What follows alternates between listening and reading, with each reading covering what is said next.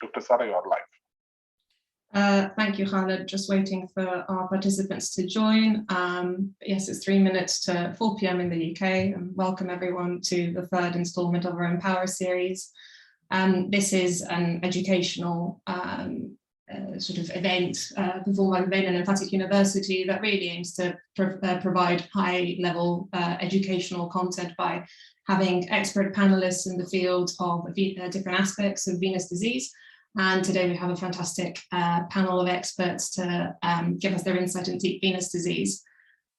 So our participants are slowly coming in, but what we'll do first is introduce ourselves. So my name is Sarah Onida. I'm one of the vascular surgery residents in the London rotation and a clinical lecturer at Imperial College London. And my co-moderator is Dr. Ruth Bush. Ruth, if you'd like to introduce yourself. Sure. Good morning or good afternoon, wherever you are. I'm Ruth Bush. I'm a vascular surgeon. I practice at the Veterans Affairs Hospital in Central Texas, and I'm a professor at the University of Houston College of Medicine. I'm happy to be here with these distinguished panelists, and I look forward to hearing everyone's opinions. I will also be moderating the Q&A. If you have questions, please type them into the Q&A part, not the chat. And we will disperse them to the panelists. Thank you, Ruth. So next, we will have 2 short introductory videos by Drs. Kabnik and Kanaka. Hello, everyone, and welcome to today's session. My name is Dr. Lowell Kabnik, and I'm the chairperson of Venous and Lymphatic University. VLU is a premier educational platform whose mission is to deliver groundbreaking, high-quality content utilizing the talents of a diverse global team of health experts focusing on venous and lymphatic disease and treatment for the medical community and its patients. The goal of VLU is to make a positive impact on the global medical community by accelerating venous and lymphatic education through highly accessible and interactive live webinars and lectures, informative videos, and other premium channels of community engagement with the aim of empowering, inspiring, and advancing understanding of venous and lymphatic disease and treatment. Our initial series is titled EmPowHER, which was developed by Ruth Bush, Sarah Onida, and Leanne Alizio. This is a series of webinars crafted and directed by our women colleagues for all. On behalf of VLU's Executive Board, we thank you for joining us. Buenos días, queridos amigos. Yo soy el doctor Víctor Canata, presidente de Venous y Lymphatic University. Hoy estamos ofreciendo el inicio de un grupo de webinars que están destinados exclusivamente a la enseñanza, a la capacitación y a la diseminación de la experiencia profesional de varias personas que trabajan en el área de la flebología y de la cirugía vascular a nivel del mundo. El trabajo de la plataforma de Venous and Lymphatic University será permanentemente enseñanza, capacitación, dirigida fundamentalmente a un grupo de profesionales que necesitan conocer las actualizaciones en el área de la flebología, los nuevos tratamientos, así como los diversos nuevos equipos que estaremos mostrando en nuestras muchas actividades que tenemos a través de la Universidad de Venas y Linfáticos. Así que espero que disfruten de la sesión. Nuestras sesiones serán siempre interactivas y tendrán la posibilidad de la enseñanza y la certificación de todos los especialistas posterior a nuestros webinars. Un fuerte saludo para todos y desde la Universidad de Venas y Linfáticos les deseamos a todos un excelente webinar. Un fuerte saludo y muchas gracias. Thank you, Khaled, for that. Now, next, I will try to share my screen so we can get started with our session. So first of all, Venous and Lymphatic University gratefully acknowledges the support of Boston Scientific for this educational activity. And we've got some of our panelists present at the moment. They're listed here. Hopefully some of the other ones will be joining us shortly, but actually in order of how they appear on my screen, I'll make sure the panelists introduce themselves. So Karen Harth, would you like to start off first? Sure. Thank you so much. And thanks so much for the invitation to be part of this awesome group. My name is Karen Harth. I'm a vascular surgeon in Cleveland, Ohio. I work for University Hospitals Cleveland Medical Center. I am the director of the Center for Comprehensive Venous Care and also work as a director in the vascular laboratories. My practice is growing and expanding in venous disease, and it's been an amazing experience, and excited to share some of my practice with everybody here. Fantastic, thank you and welcome. Hayley Moore, next. Thank you very much for the invitation. My name is Hayley Moore. I'm the Deep Venous Fellow and acting consultant vascular surgeon at St Thomas's Hospital in London. And again, very much looking forward to this session and being part of this fantastic panel. Thank you very much. Thanks, Hayley. Cynthia Shortell.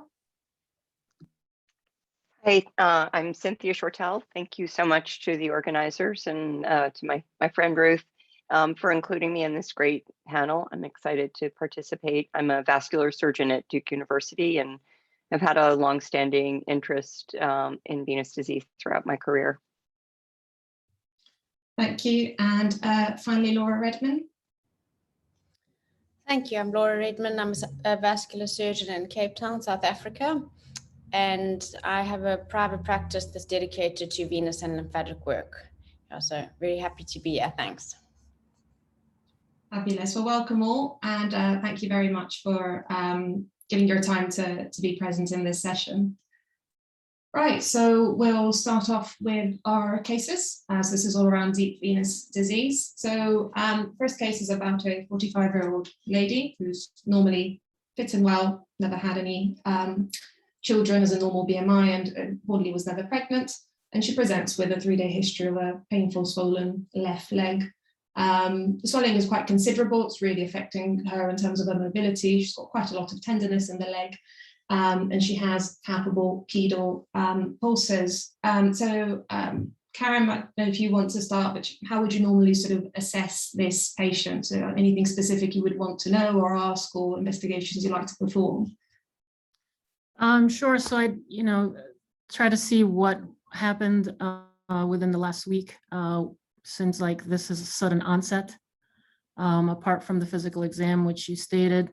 Certainly, I would proceed to start off with a duplex ultrasound and evaluate for the cause of the swelling, certainly since it's a unilateral ipsilateral finding. That would be my first concern. Anyone else want to add anything? Any specific questions or investigations you'd like to perform?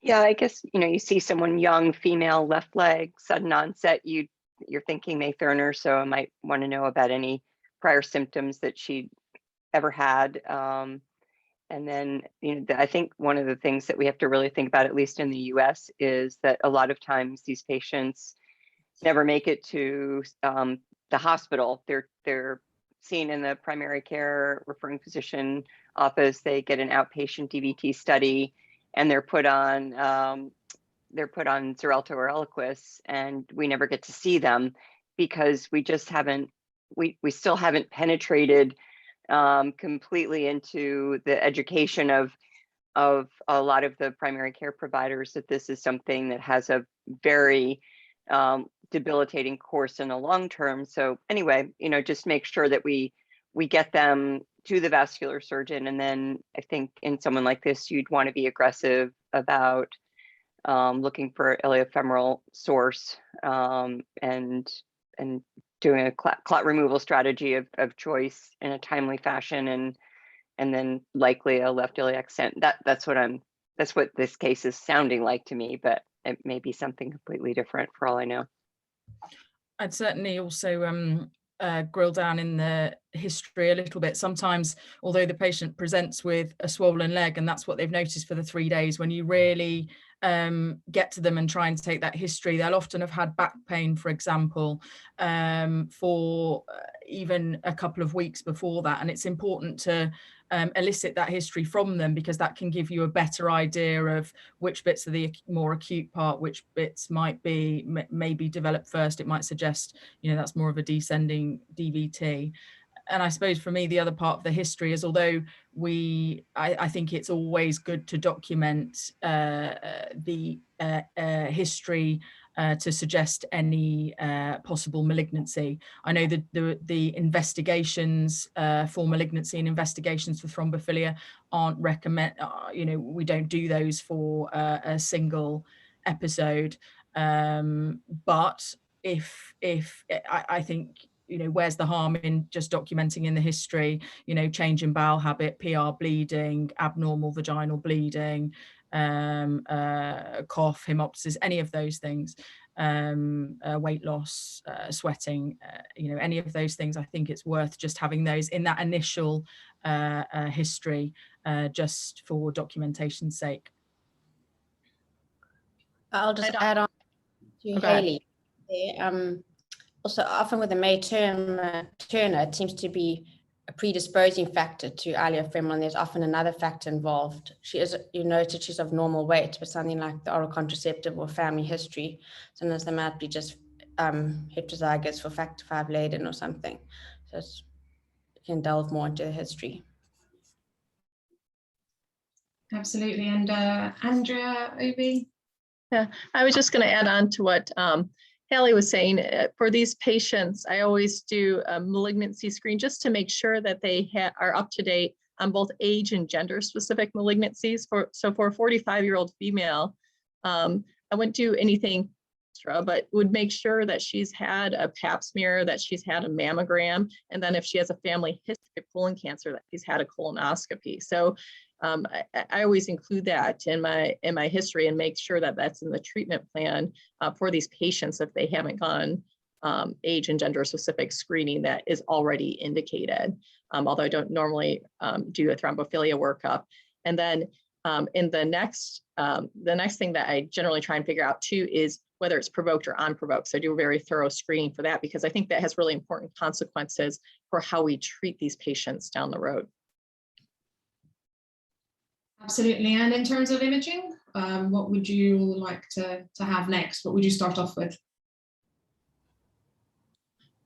I always start with a standard duplex. Agreed. We tend to do a duplex and MR venogram if there's any suggestion that there's any suprainguinal extension of the DVT. Okay. MR venogram is great, but we can't really usually get an MR that quickly. I'm impressed that you're able to.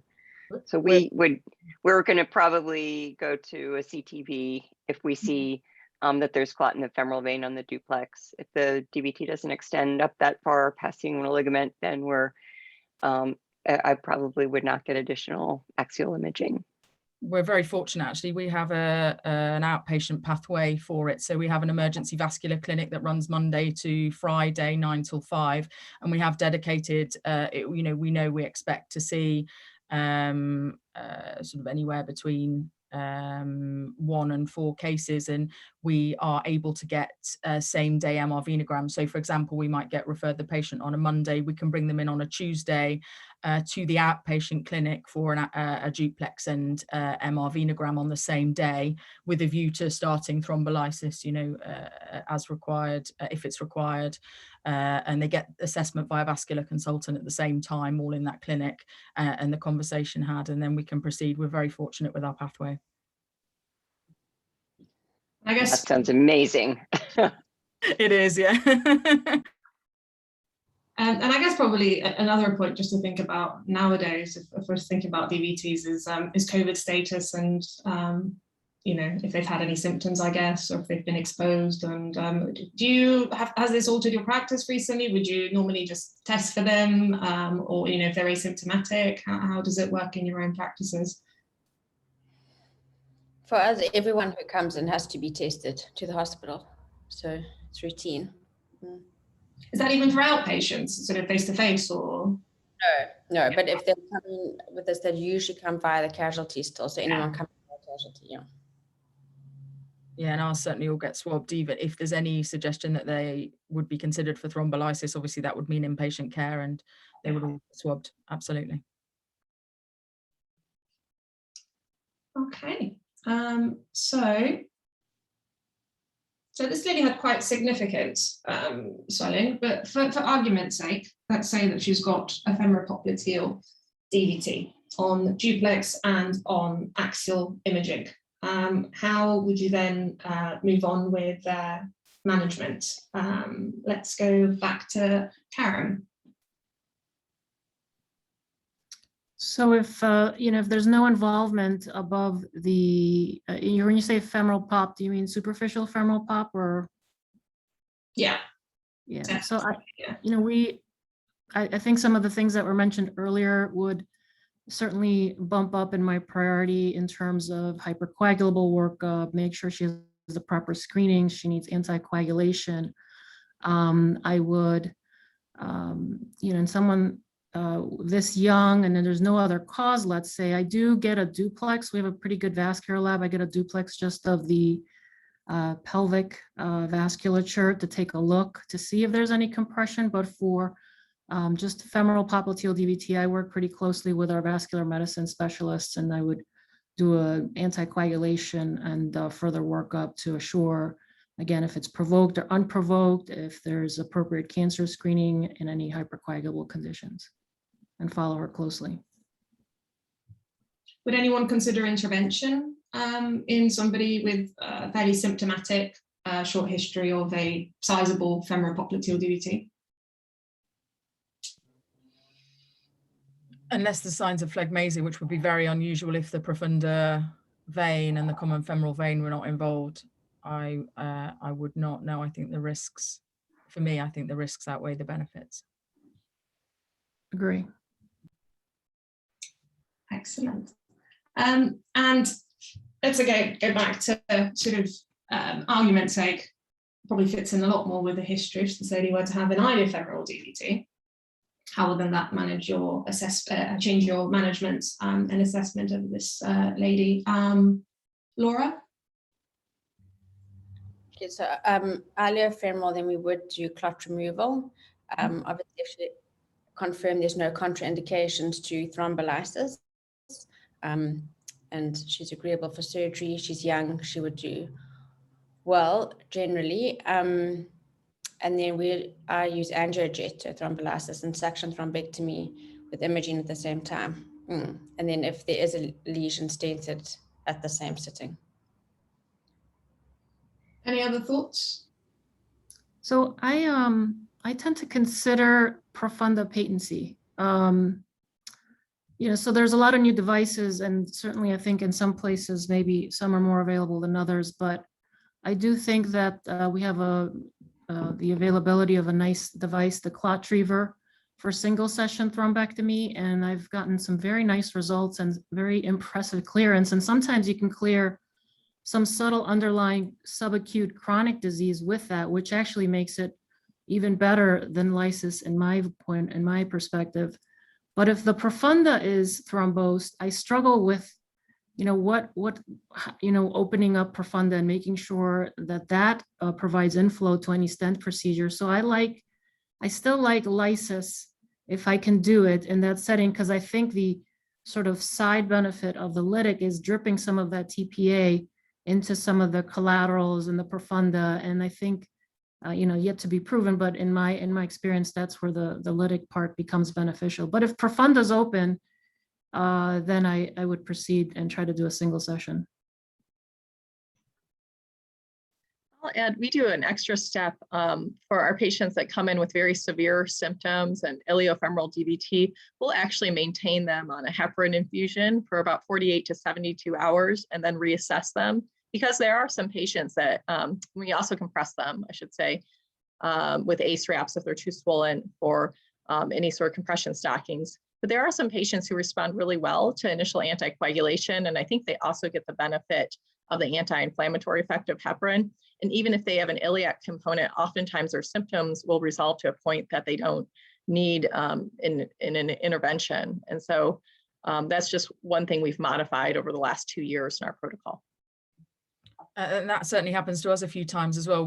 Because we run a sort of one of the reasons we've got the outpatient pathway set up is because we work in a hub and spoke model. So we are the hub, and we get referred a lot of patients from the surrounding areas. And often it's clear that they're very symptomatic when they initially present. And given that few days of placing the patient into compression, obviously they go home, they walk, they elevate their legs, and they're on therapeutic low molecular weight heparin. Often those 2 or 3 days, or even, you know, sort of say they've presented on a Friday, they're not coming to us until the Monday.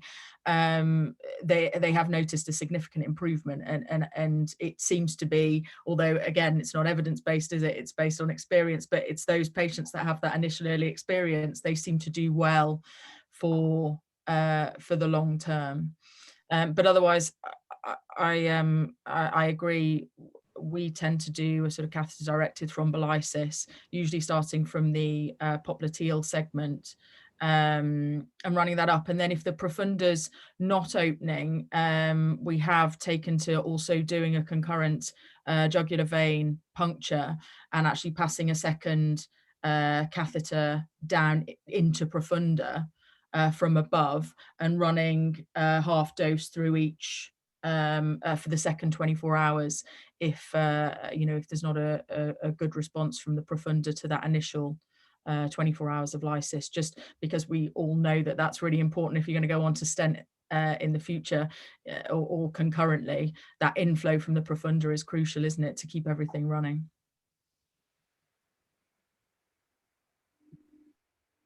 Fantastic. Ruth, did you have any questions you wanted to ask our panelists? So thank you all for your expertise. A couple of questions. I want to get back to a comment that Dr. Shortell made earlier, when you said that getting these patients referred is a problem to begin with. This has been in my practice, 2-decade-long problem. How do we shift that needle? How do we have those patients referred early enough that the interventions that you all do make a difference? You know, I think that's a great question. For a period of time, I went around to primary care practices with one of my interventional radiology partners and just tried to educate people. And it was kind of a long run for a short slide. You know, it just wasn't, it's hard to educate across disciplines. I mean, as vascular surgeons, we can educate each other pretty well, but it's hard to educate the people that are referring to us. Actually, we're doing a CME event for primary care providers this year. So that's going to be one of the topics, is when to refer patients with DVT to a vascular surgeon for an intervention. But I think we do have an opportunity now with the pretty much universal application of the EMR, where if, you know, this isn't something that's available, but it could be available to click a box for a vascular surgery referral if you're initiating anticoagulation with the indication being DVT. And that's one way that I've thought of. But other than that, I sadly don't have a great answer. Education is the answer, but I don't know how to do it to get to the large number of primary care providers that need to know about it. Yeah, I think, so one recent discovery on my end, mostly because I've been trying to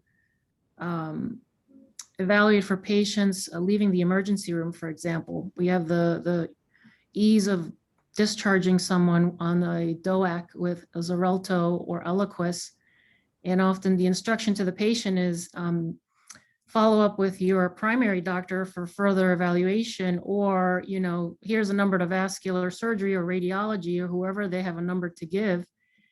But the patients, you know, doesn't really it's not understood as well as it's described by the physicians who are discharging the patients. So they go home and really the follow-up, we looked at a series of 100 iliofemoral DVTs diagnosed through the vascular lab. And when you look at the EMR and the portal, the rate of follow-up and the ability to identify who the provider is that's managing these patients is pretty impressively low, I would say. And so, you know, from that standpoint, there are some ideas we're playing with, like a venous thrombosis coordinator, having someone who can tap into these patients based on their diagnosis codes. You know, we're also trying to do some efforts with education, like Dr. Shortell mentioned, with the emergency rooms, the physician primary group, looking into EMR ordering.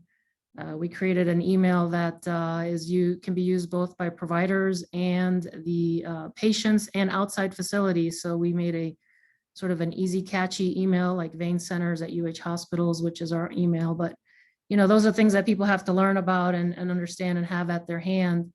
But it's impressive that, and I think it's a lack of awareness, really, just a lack of understanding that there are therapies, that there are folks that are interested and have the knowledge and the skills to take care of these patients.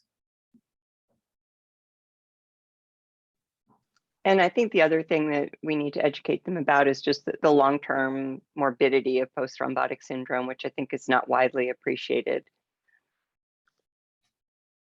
So we have a clinical pathway that's actually published. I'd be happy to share the link for it. It's on PubMed in our hospital system. So anyone that comes in with an acute iliofemoral DVT actually automatically gets consulted with vascular surgery and or IR to assess the patient as to whether they would be a good interventional candidate. And we have that protocol set up, like where we anticoagulate them for a few days and then reassess them.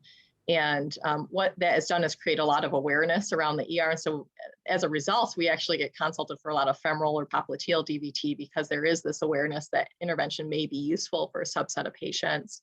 And then we have a multidisciplinary clinic called the Venous Health Program that patients can be referred to if there's ongoing concerns about you know, how long to continue the anticoagulation, the type of anticoagulation, whether they need a recanalization procedure for chronic DVT.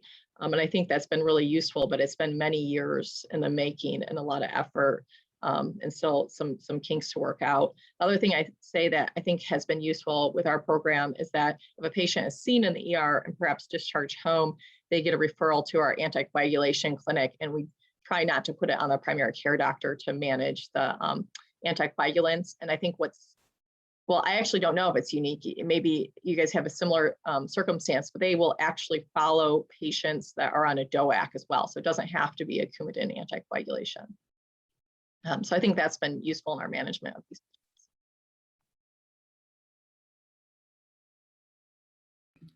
patients. We have a similar setup where, as you say, all patients with an iliofemoral DVT are called through to the vascular surgery resident on call, which does result absolutely in a lot of the femoral popliteal ones, but also a lot of patients, you know, who are in there. You know, they might be nonagenarians with metastatic malignancy, and of course they'll call those through, and it's clear that they're not appropriate for to undergo thrombolysis. The risk would be unacceptable. But although it results in a lot of those, I think then your patient pickup rate, an early pickup rate is then much better. I think the thing is that happens in our hospital and our spoke hospitals, but there are a huge number of hospitals around the country that don't know that thrombolysis exists. You know, even the vascular surgeons, it's not offered locally, so it's very different. And I think when you're not doing the service, it's difficult to counsel the patients appropriately on it. So even referring them, if you're referring them several hundred miles away, but you're not familiar with the procedure, even as a vascular surgeon, it's difficult to counsel them, isn't it? So I think that's another issue. You know, it's not yet. These aren't yet procedures that are undertaken at every single hospital, even every every hospital that offers vascular surgery services. And I think that's you know, that's an ongoing issue as well, isn't it? I think just on that point, even sort of with centralization, often, you know, as you say, lots of places may not do it. Will know to refer to the centre that does, but trying to get your patients, you know, within that window potentially, if there's lack of beds or whatever, can be really, really difficult actually. So yes, because I mean, I'm working in a hospital now where we don't do any lysis for iliofemoral DVTs. We refer them all to you, I think. But you know, referring them on, and you know, sometimes it's quite difficult actually if we're trying to get inpatient transfers, you know, in the busy unit. It's really difficult to get those patients in. I think with, you know, with COVID, for example, like a recent chat I had with a nurse manager in our emergency room was when we mentioned that we do single session therapies to expedite the patient moving through the system in these times. And, you know, she was so excited because she's like, yeah, we want no admissions. We want to send them all home. So, and in a time of COVID where there's, you know, obviously a thrombotic risk, increased thrombotic risk, I think it's so important, even now, more so now, to assure we have sort of increase awareness, increase education, and facilitate the therapies for these patients where appropriate. And actually, that's maybe a sort of a slightly naive question from my perspective, but certainly COVID has been, you know, obviously it's associated with thrombosis and has an impact also on arterial thrombosis. And I know certainly where I'm working now, if a patient is COVID positive and has had an arterial thrombosis leading to limb threatening or whatever, the diagnosis of COVID is really very much taken into account in terms of the next steps and whether we, you know, how we approach the management to the patient and whether we intervene or not. Has, if you were to have sort of an acute iliofemoral DVT that's COVID related, does that change your management? Would you still lyse them and stent them and treat them as normal? Or would you not? Would you manage them in a different way? I honestly don't know. It's just out of interest from my perspective. Well, I can share I had a patient with COVID, but presented in a subacute manner, in the COVID sense. So her symptoms were about 2 months, 3 months before presenting with progressive worsening leg swelling, which ultimately finally led to evaluation and to me. And I did proceed with single session thrombectomy and intervention, but it wasn't acutely. She also had a fairly complicated stay with some GI surgery around that window between the COVID and my intervention. But I think that if you're able to anticoagulate, I mean, if in choosing agents, I think I would choose Lovenox from an anti-inflammatory hypercoagulable standpoint, perhaps just from, you know, not from any evidence base, but from, and certainly in discussion with my colleagues as what to keep them on post-intervention if I were to do something like that in someone with a more acute COVID presentation. Now, depends on their symptoms, right? So we have COVID that's in the hospital intubated and fairly sick, and then those that are walking around. So it's just a judgment and the ability for the patient to even tolerate what you can do. Yeah, I agree with that as well. We generally wouldn't operate if they come in with acute COVID, because some studies showed worse outcome, but more from the anesthesia. And that's why even elective procedures we delayed. So I think it's not a life or limb threatening procedure. It's more, it's for quality of life. So we would probably be more conservative in that setting. Absolutely, for us, unless the limb was threatened, we have not been undertaking that, because you can still treat these patients in the chronic setting, and as you rightly say, it's not a life-threatening condition, and you can turn it. The patients do sometimes need, especially if you do concurrent stenting, they may need several procedures, and I think the risk of rethrombosis, just knowing the risk of thrombosis in general with COVID, I think then to place in somebody who's that prothrombotic, with the ongoing COVID, the risk that they can deteriorate at that 10 days, 2 weeks, as we've all seen with the COVID patients. I've got a very high threshold for undertaking anything in the acute presentation with a COVID positive patient. Yeah, I think it would have to be phlegmasia for me, and not just because of the risk to the patient, which I think is real, even if you're doing something under local that's been shown, but also because of the risk to your staff. I mean, then you're exposing a lot of people to that patient because they may need more than one procedure, and if there are complications and so on. So yeah, I agree with that. And for the stenting procedures or venoplasty procedures, certainly in my experience, these patients do need a general anesthetic. It hurts and isn't very successful without it. And I think to put a patient who's in hospital with COVID under a general anesthetic, unless it's limb threatening, is for me, we've not been doing that. And I think there's just a question from Dr. Bush as to, does the presence of COVID change the post-op duration of anticoagulation in your practice?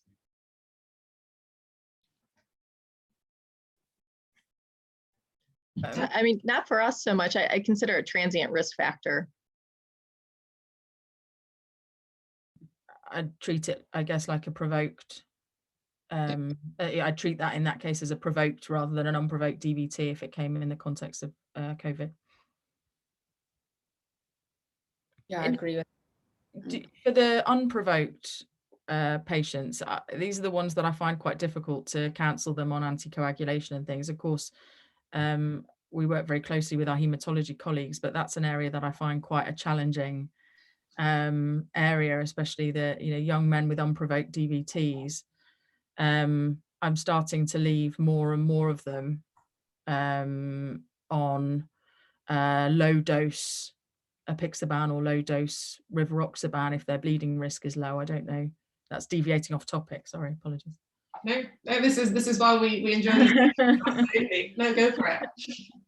Well, I think that's a great point. And I know our ACCP guidelines do not endorse that, but in my experience, well, I mean, it's not just my experience, but it's been shown that once you've had a DVT, your risk of having another DVT is higher. And there are some ways you can track that, like with residual thrombus on ultrasound and D-dimer and so on. But still, even if those things are negative and the patient gets dehydrated from an illness or goes on a trip or what have you, and then their post-thrombotic syndrome is even worse with that second DVT. So I'm with you, Haley. I tend to leave them on low dose DOAC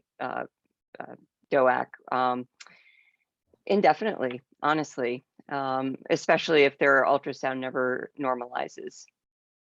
And do you find as well that you get a lot of patients? So I get referred a lot of patients for, can you see this patient who's had a DVT? Can you stent them to reduce the risk of a future DVT? Can you stent their May-Thurner lesion to reduce the risk of DVT? And it's those ones where you're really trying to carefully counsel them. Well, actually, it's not that reduces the risk. It's the anticoagulation that reduces the risk. Or for me anyway, this is how I counsel them and say, it's the anticoagulation that's going to reduce your risk. The stent is for your symptoms. What are your symptoms? And you often find that they're minimal actually, but they become very focused on this May-Thurner lesion that they've got, and reducing their DVT risk. I don't have referring physicians that are that knowledgeable, honestly. But occasionally patients do get fixated on their May-Thurner. I don't have very many referrals for asymptomatic or minimally symptomatic May-Thurner. So if I'm the one to diagnose it, I'll say, I'll couch it in such a way that I tell them that it's not a lot of people have this, and it's an incidental finding very often, and you don't need to worry about it. Yeah, I think one interesting thing I've noticed with the now availability of the FDA-approved stents is that these lesions by some folks are being picked up more, and they come to me as a second opinion. And it's certainly the patient with either a CEAP1 score, minimal score, or really no indication in my book to put a stent. And they're asking me, but I have this lesion, and it almost seems like someone's making it sound like they have a cancer, and I needed should I get a stent? And, I try to educate, especially, I use pretty close to the appropriate use criteria that's came out in 2020 by the American Venous Forum, Society for Vascular Surgery, and the different societies endorsing and really creating a guideline for where these procedures, these venous procedures, are appropriate, and that includes stenting procedures. And the other group of patients I would see is those that end up in chronic pain from the stents when really they should have just had an axial procedure. So, I think it's just educating even within our medical world that's important.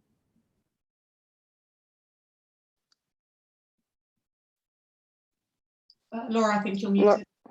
No, I said I agree with that as well. I think a lot of May turners are overstented, and even we do a lot of superficial disease and routinely scan the iliacs there, and we often pick up May Turner, but you're not going to treat it. We just counsel them on it, and most never need anything after treating the superficial veins.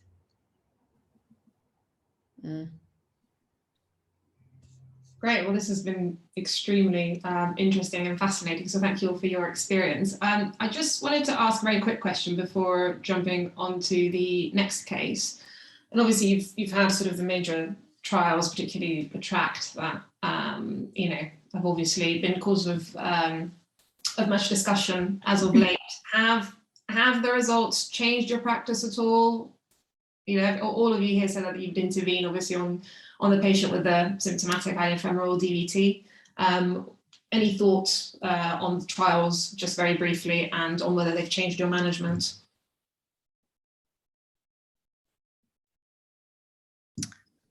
Well, I could say it's changed. I think it's really because of the nature of how it presented in a major medical journal. It really almost put maybe a hesitancy in the referring provider's mind that there's any good procedure for any particular patient. So again, it's the appropriate patient, the best patient, identifying the right patient that would benefit from these. And unfortunately, as this group knows, and the trials really haven't addressed what group of patients would benefit the most, and at what time in their disease process also, and with what therapies. And anticoagulation is a whole nother part of what we don't understand very well. What's the ideal anticoagulation regimen after these kinds of procedures? So I think if anything, I find myself kind of making that message a little bit more understood to my referring providers. It hasn't necessarily changed my practice too much. I think the science and the availability of technology too in venous disease has changed so much since those trials. It's night and day with what was being done for those trials with what procedures we can do today. I think I would add for us. Oh, go ahead. There were two things for us that changed as a result of that trial. So one was we directly adopted the contraindications to lytics that were published as part of the trial structure. So it just allowed us to put something forth in our hospital system that was very consistent. So when we were considering patients for lysis, we used the same set of criteria to exclude patients. The other thing that came out of that trial for us really was this realization, and talking to the PI of the trial, that there was, and we were a trial site as well, but there was no lead-in therapy. And so that actually directly led us to change our anticoagulation protocol, because one of the theories about why the trial wasn't quote unquote positive, and we can get into all the details of that if we want, but why there wasn't more significant gain, especially in those patients with iliofemoral DVT, was this concept that some will get better with anticoagulation. So that's where that change in our protocol came from, was to allow those patients who are going to do fine with anticoagulation to fall out and just choose those ones that weren't getting better, and saying these are the patients who are really high risk for developing post-traumatic syndrome down the road. So that was a direct change for us. We probably do a little bit less intervention, but we're still a pretty high volume center. I'll say for me, it certainly steered me away from treating femoral popliteal disease, which I think there was a move towards starting that, and then that now is off the cards for me, except in the context of things that we've discussed already. Yeah, I guess I would add to that, Haley, because I was not doing femoral popliteal DVT. Well, I don't. And when the trials came, but I saw an uptrend as well, and the trials came out, and that was certainly additional information for me to continue to not do it. Yeah, exactly. I wasn't either, but it was sort of, I was thinking about it, and yeah. Great, well, thank you. Any last comments on that, Dr. Shortell, Dr. Redman, before we move to the next case? No, for us, it was the same. We didn't actually change our management. I think for the iliofemoral, we knew there were enough sort of flaws. Then we carried on. Yeah. I think it's given us a bit more information to counsel patients with, though, hasn't it? You can give them at least sort of a little bit more about what the potential benefits are, but maybe you give them the potential benefits with moderation, don't you? I think it's just sort of helped with my consenting process quite a lot. Right, great. I think we'll move on to the next case. Let me see if I can share my screen again. Can you all see it? Yeah. So second case, gentleman of 50 had a DVT quite some time ago, had a fracture, lower limb, trauma was provoked, was treated with anticoagulation, and then he's now off it. Hypertensive, relatively well, independent, gets up and about, but has developed an ulcer in his lower limb for the last 6 months, and he's got palpable pedal pulses. So we've discussed a little bit about sort of what sort of imaging we would want. And he has a duplex, which shows that he's got some non-occlusive thrombus in the superficial femoral vein, but he also has an incompetent GSV and a calf perforator. And because of the previous history of DVT, you get a CT venogram or an MRV, I guess, and he has some chronic occlusive thrombus in his common and external iliac vein, and confirms the non-occlusive thrombus in the superficial femoral vein. So what would be your next steps with this gentleman? How would you manage him? So basically this is about, obviously, the context of having both superficial and deep venous insufficiency or obstruction as cause of this ulceration. So Haley, what would you reckon? What would you do next? So I think for me, with this group of patients, often when they come with an ulcer, we're very fortunate we've got the capability in the outpatient setting to do some foam sclerotherapy and get the patient into good compression bandaging. And I think doing that to the ulcer bed, even in that immediate setting, just while you've got them on the waiting list for something else. And ultimately for these patients, history, examination, investigations completed, I've been leaning towards doing under local anaesthetic. They seem to tolerate it fairly well, a diagnostic venogram and IVUS, intravascular ultrasound. And then as long as it doesn't seem as though the patient is absolutely reliant on those superficial venous channels for drainage, as long as there is reasonably adequate drainage through the deep, I would treat the superficial first and treat the incompetent GSV, foam to the ulcer bed, and see how they go. If there was if the disease superinguinally seemed more significant, then I would not proceed with that and cancel then. And this is a procedure that's just under local anaesthetic, so very safe, and then cancel the patient further if I thought that stenting would be more appropriate based on that imaging.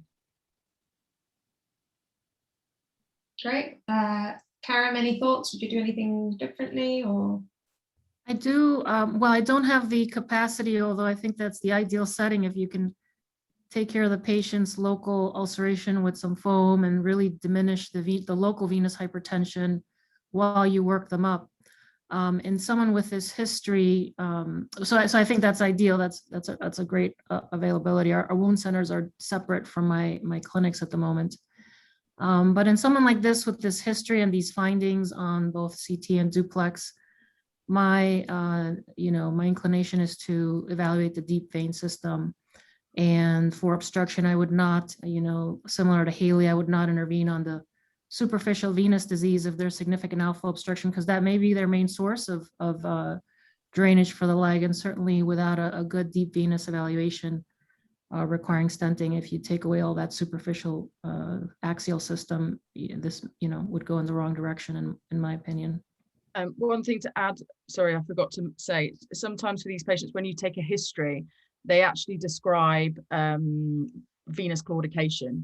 And I think if in the history you elicit venous claudication, then for me, I would absolutely, I would actually just counsel them for the deep vein intervention first, and proceed with that and do the first procedure with a general anesthetic and treat the deep veins.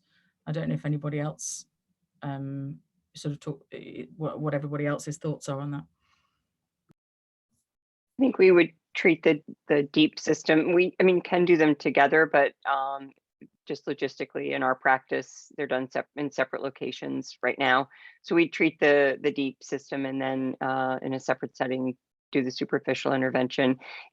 This case scenario doesn't specifically say that the common femoral is open and normal. So I think the status of the common femoral vein is also very important. You need to address that either endovascularly and the profunda. I think both of those will be very, very important in the setting where you've got occlusive and semi-occlusive disease above and below the inguinal ligament.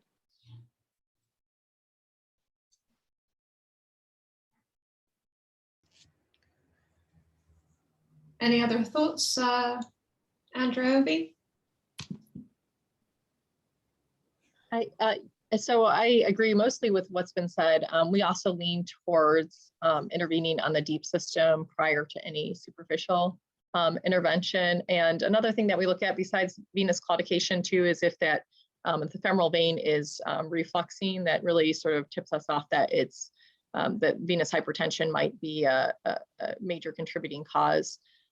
So not to just repeat, but we definitely will at least image the deep system first, then proceed with stenting prior to superficial treatment. The other thing that we often see, and I don't know if this is true for everyone else here, we often get a lot of patients that have congestive heart failure as a comorbid condition with these venous ulcers. So not only will we get them into our wound center for local wound care and at UNABU, but we'll also get them into a heart failure clinic and really optimize their volume status. And sometimes that makes a huge difference in ulcer healing even before they get to a procedure. Sorry.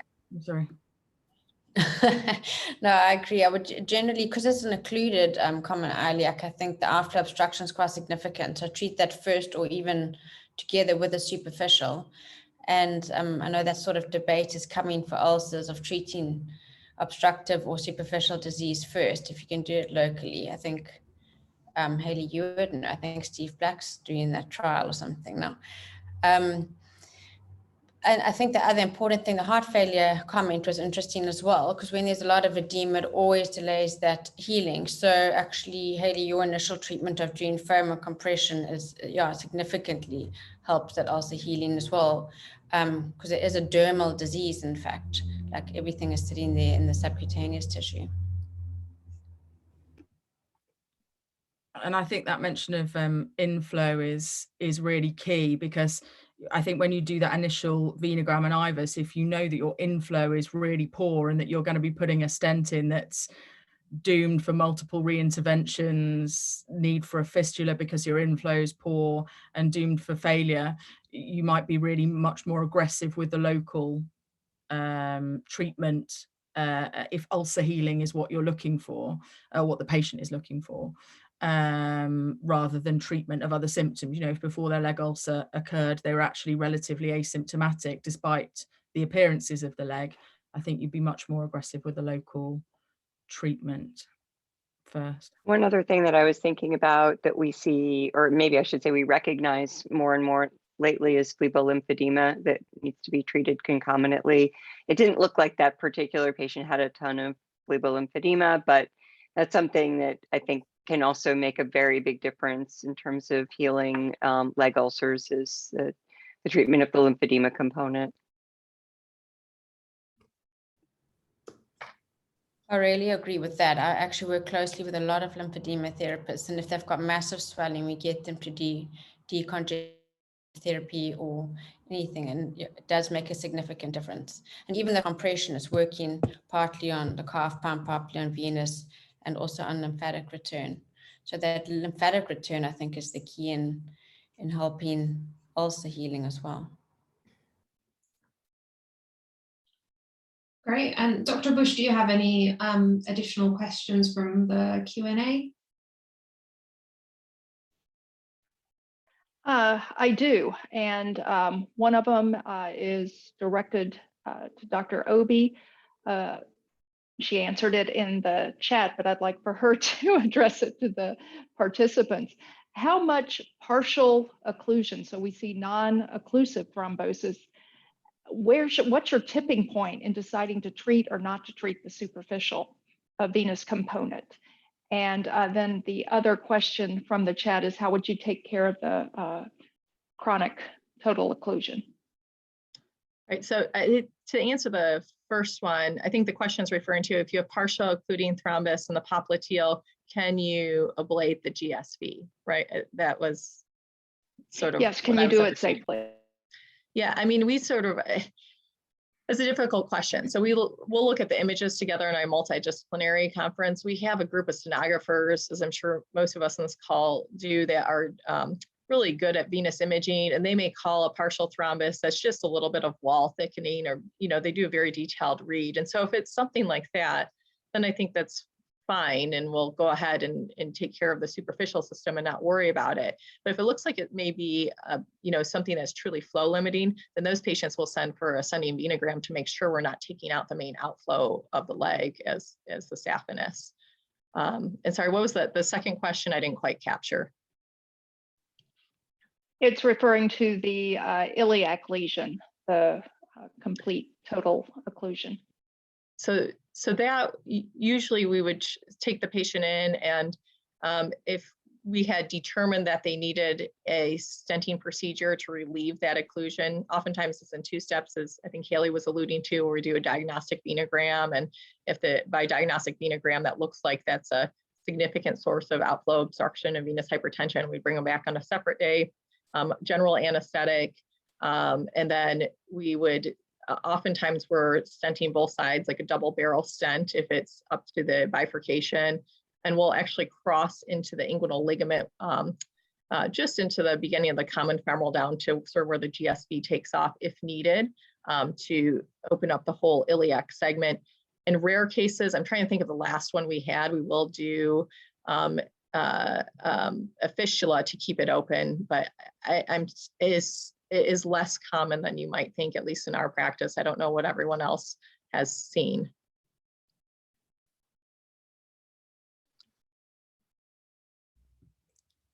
It's certainly not common in our practice. We're fairly aggressive with how low we go with the stenting. And I think, yeah, certainly in this case, when you do the diagnostic venogram, or even sometimes it's very obvious from your MRV and your duplex scan that your outflow obstruction is the main problem, then, as I say, we would just proceed to stenting that in the first instance. And we're quite happy to stent, you know, below the inguinal ligament. I think it's key not to let the stents overlap, ideally under the inguinal ligament. You know, I think that's quite important and a lesson that's been learned over the years. But we're quite aggressive with the stenting down into the common femoral, you know, below the GSV, and really down into the common femoral, to the down to the where the profunda vein and femoral vein confluence are, to maintain inflow. We have a very low threshold for going down there. And I think the key thing to determine that, because I think it's really easy on the diagnostic venography to underestimate that inflow, those inflow issues. And I think the intravascular ultrasound for me is really key to look at that common femoral vein and make sure it's good enough and that you're stenting low enough, because you ideally don't want to be coming back and stenting lower, because then you've got 2 stents going under the inguinal ligament, and that's not ideal.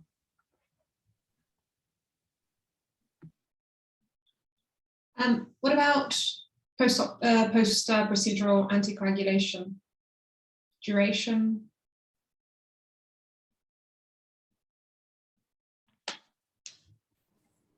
Any thoughts? Indefinite for me. Yeah, I'm a little bit on the conservative side, more because of paranoia of all the work that it takes sometimes to get these things to open up. So I weigh the risks and benefits. I think, you know, knowing your patient and their reading any bleeding risks they may have is very important. And generally, I kind of extend it and without really any great guidelines, but I keep them on it unless there's a concern for bleeding. You know, try to help them through any procedures they may have to make sure they, you know, if they have to stop it or hold it, they go right back on it. And when I do stent, for again, no great data, I do Plavix for 3 months and then just go back to an antiplatelet. So that's another probably area of discussion. This is like was the #1 research priority that was outlined by the Society for Interventional Radiology this year. So, I mean, it just sort of speaks to the total lack of data in this arena. We actually, institutionally, we put people on triple therapy, which I realize is a really high bleeding risk. They go on Lovenox and dual antiplatelet therapy for the first 2 weeks. And then we usually switch most of them over to DOAC. And then after a month, they go to single antiplatelet therapy.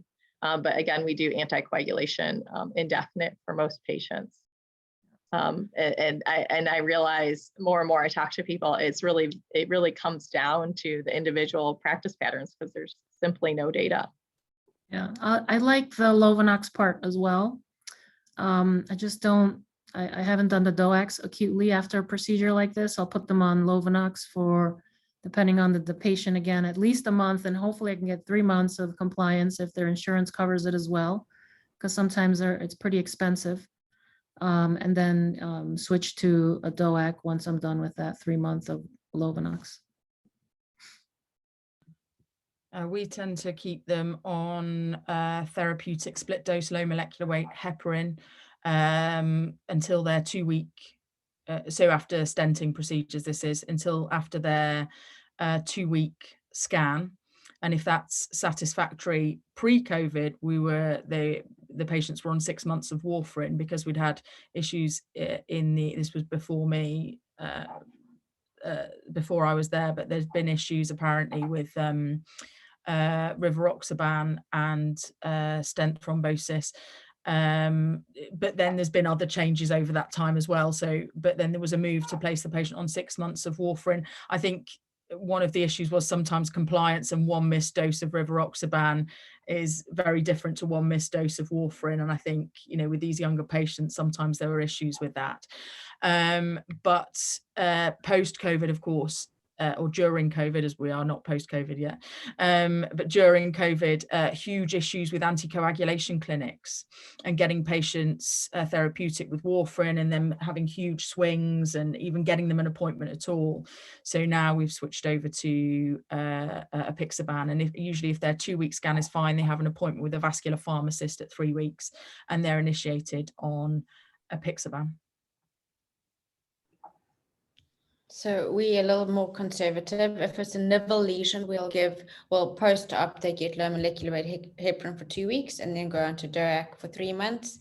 If it's an obstructive lesion, if they have a thrombophilia, they will continue lifelong. But if it's a provoked DVT, it'll be 6 to 9 months of a DOAC and based on the D-dimer, whether to extend it or not. I agree with you. For the nipple patients, we do 3 months and then nothing more. But for the post-thrombotic patients, we extend it. Yeah. We've got a couple of questions from the Q&A. One of them is in terms of tips and tricks from a technical perspective as to how to cross the complete total occlusion in the iliac system. So if anyone's got any, how would you approach it basically from a technical perspective?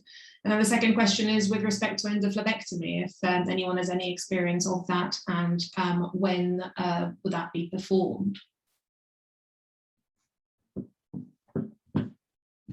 So I'll talk a little bit about tips and tricks. So I used to be almost exclusively, mostly because of how I was trained and what I learned, I used to go prone a lot for my cases. But then I would, desire a jugular access and, wished I could access and come at the lesion from different places. So currently, I try to do my cases supine. If I need a popliteal access, I either get it before I, prone and then flip them, or try to get it if it's feasible, depending on the level of disease and the chronicity of the popliteal vein.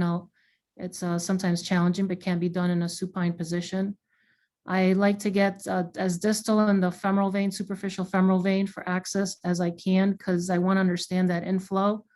And I certainly don't want to be working from the groins for most of these lesions, as again, the stents can extend down to the lesser troch where the profunda vein is. So I think you have to go, distal, and you have to give yourself room. I think a jugular approach is very helpful for getting at that lesion. Sometimes you have a nice cul-de-sac right at that common iliac confluence with the cava. And this is, of course, just for iliofemoral occlusive disease for a CTO. And then it's basically get your sheaths right up to the lesion, supporting sheaths, try and use the most triaxial system and angled catheters and a combination of angle glide wires and braided wires. So, and a good not a handheld injection up front, use a power injector, because sometimes you'll see that little wisp of a channel with a good power injection rather than a handheld injection. I'll just also add on to those tips and tricks then. I think I also do most things in supine. So I only work with one sonographer. So we're used to working together. So we'll either go in public, or we actually usually will go femoral, but try to go mid-thigh, just after you make sure the artery's out the way, because it's usually above there. Or popliteal, you can often get from supine or go through small saphenous as well, but it depends on the patient size and things like that. Then I agree with Karim on going jugular. You can try both ways. Generally, just thinking of the general things, would use a terumo, a stiff terumo, or a smaller one. The key is that it's also not like arterial work, that you can get a loop and go subintimal, because you're trying to go through a channel. If you don't get in, you can always pull right back and go again. You don't have to keep trying in that way. Yeah, and then I think everything else you said, we just don't have the Triforce yet in South Africa, so we're waiting for that. Really nice. And I think the other thing to say is, if it doesn't work the first time, don't have another go, because sometimes, certainly for us, and it doesn't matter who's tried before, even the most experienced person's tried before, somebody else can come back and you just end up in a different channel, and something you've spent 3 or 4 hours trying to recanalize somebody, you bring them back and 5 or 10 minutes and you're through, and you think, hang on a minute, what's different? What have I done differently? I don't know what it is, but you just end up in a different channel and it just goes. And so I think if you failed once, or it hasn't worked the first time, try again. Yeah, I think that's really valuable because these procedures are all for improving quality of life. So the patients generally are fit enough to do that. It would make a difference. Yeah.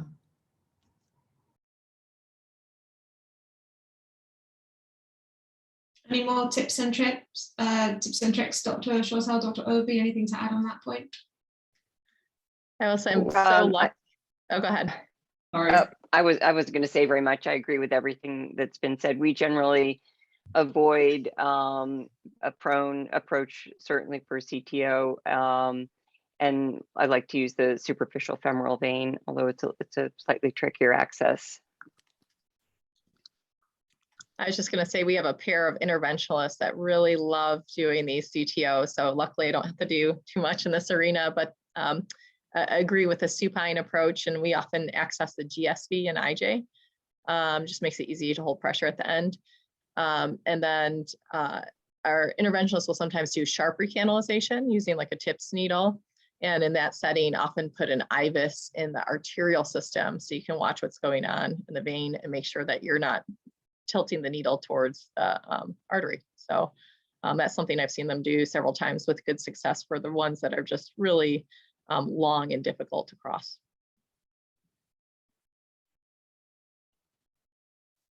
Great, and anyone have any experience with endophlebectomy, just to answer the second question on the Q&A, or when you would use it?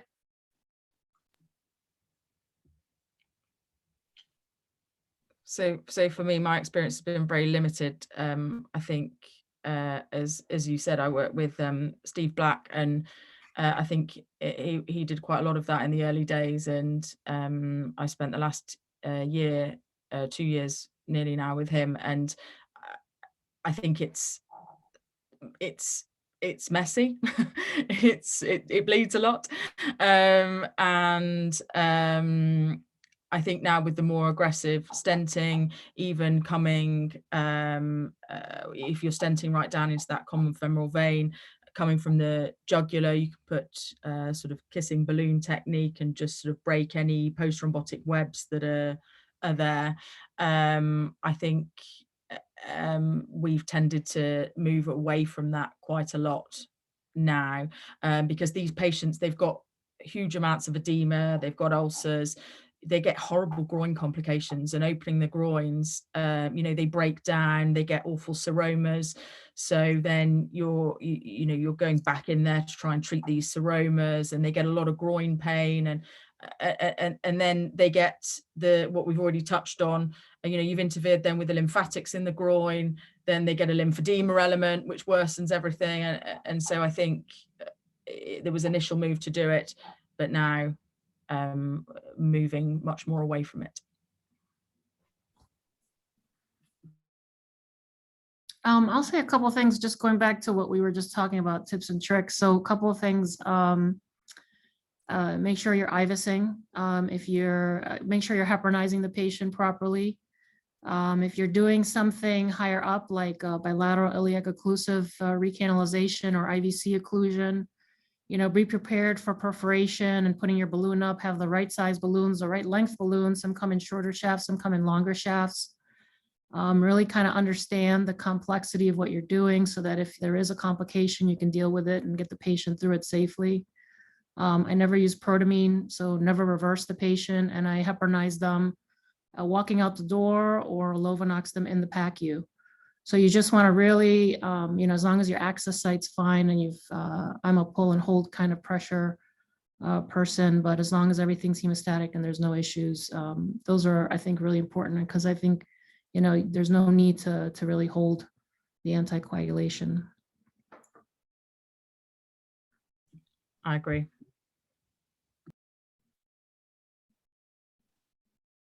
Great. I think we're nearly at wrapping up time. Dr. Bush, do you have any questions or final comments you would like to ask the panelists? No, I just want to thank everyone. I learned a lot. I'm very impressed with what everyone does in their practice. And thank you again for joining us on this Saturday. Oh, yes, I mean, I'll echo that. This has been incredibly educational for me, certainly. I hope it's been, just as educational for all the attendees. Really a wealth and breadth of experience here. So thank you all for your time and for participating. What I will do as a final thing is just, let me just share my screen for one last time. That's just, that's the next session. So basically that will be on duplex ultrasound and hemodynamics. And that will be on the first weekend again of September, so the 4th of September. And I hope you will be able to join us then. So yes, thank you again for all your participation, and have a lovely rest of your weekend. This was Thank you. terrific. Thank you, everyone. Have a great day. Thank you. Thank you.